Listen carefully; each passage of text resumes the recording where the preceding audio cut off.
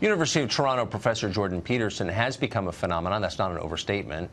Videos featuring him online get millions of views. His book, 12 Rules for Life, An Antidote to Chaos, is one of the biggest, maybe the biggest bestseller ever written by a Canadian author. In that book, Peterson questions the left's rhetoric on gender, and maybe for that, he's being targeted for destruction. The Guardian calls him dangerous.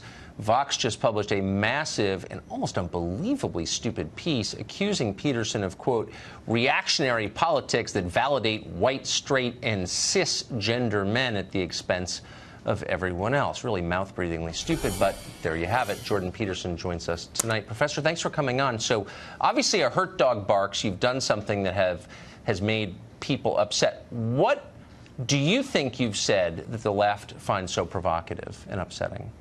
Well, I pointed out quite clearly why they're factually incorrect and ideologically possessed.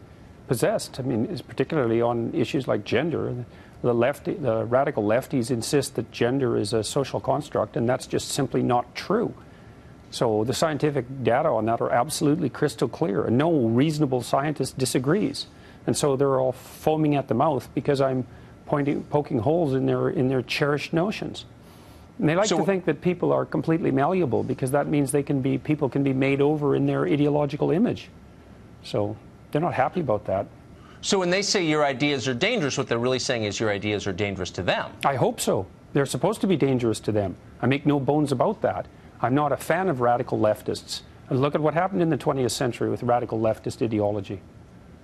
What has your job been like back in academia? I mean, you can't be one of many people who has these views where you live and work.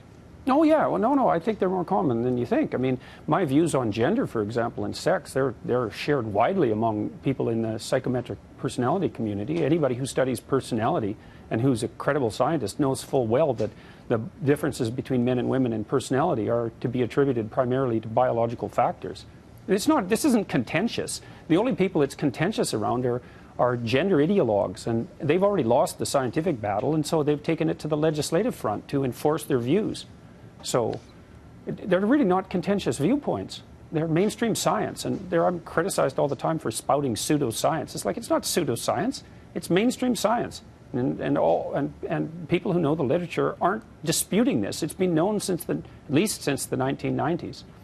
Well, then why are people whose views are not rooted in science, but instead in emotion and superstition, dominating our public conversation and punishing anyone who doesn't disagree? How did they get so much power? Look, I actually think there's a technical reason for that, is that, you know, it's obvious that things can go too far on the right and they can go too far on the left.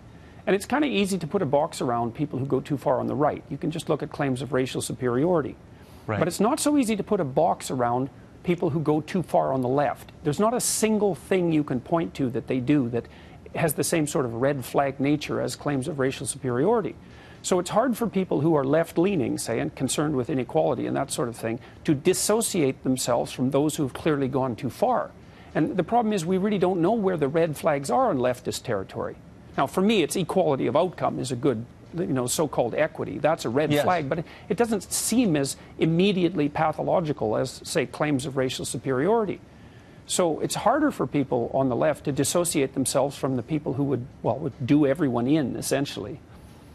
So you drew the line at pretending that biological sex isn't real. I mean, that's how you first became famous, because you said, I'm not going to lie about science. Well, do you think it's a good place for the rest of us to start? Well, I think it's a reasonable place. I mean, the Canadian government built a social constructionist view of gender into the law, and that's just incorrect. I mean, the idea that biological sex, gender expression, gender identity, and sexual preference have no relationship to one another, that they vary independently, that there's almost nothing you could claim that's more false than that. But now it's been written into the law. Well, it's just patently absurd, and it's actually a telling commentary on the state of political discourse across the West, that something like that could even happen. Yeah. But I think it's equality of outcome that's the real pathological desire. That's a bad one.